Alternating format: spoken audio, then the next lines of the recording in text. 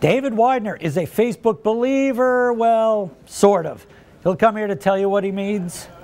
David, you have a column today in the Wall Street Journal. USA is back, baby. Facebook.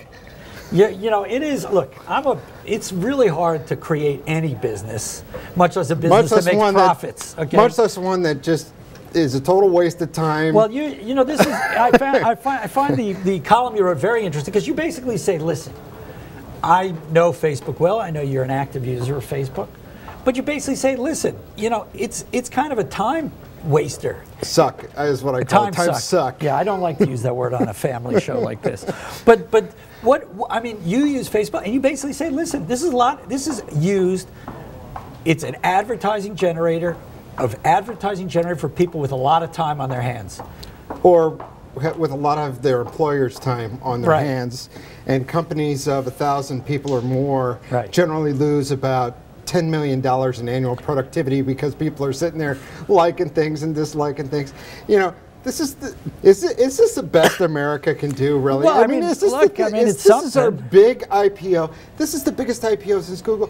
Oh my gosh, you know, this is what we've created for the world. This thing is a diversion. Well, in part it's a diversion. There's not a lot of other news going on right now, so people like me and you are happy to talk about it all the time because it fills airtime.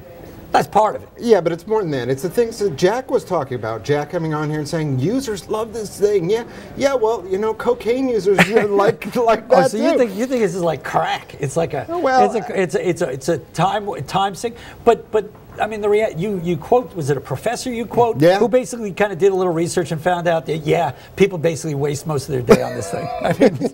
Yeah, plus all the statistics and everything else, and the fact that it's the #1 block site on every corporate system. Right? Yes. Yeah, I didn't realize that. Although you did say that in the piece. What about the Zynga angle? I mean, I could almost understand Facebook, even though I don't use Facebook. Who do you have a Farmville account? Does your wife? Do you guys make virtual farms? Do you dig a virtual crop? No.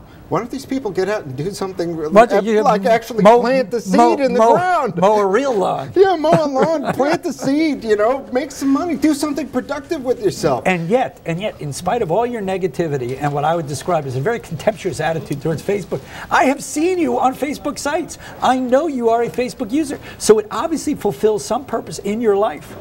Correct? Well, we're kind of told to be on. I know that you're too good for that. Who tells you? I don't. The company tells us to be on there, to promote our work, to interact with readers, to have a spot to promote our brands, and we're encouraged to make use of social networking, Evan.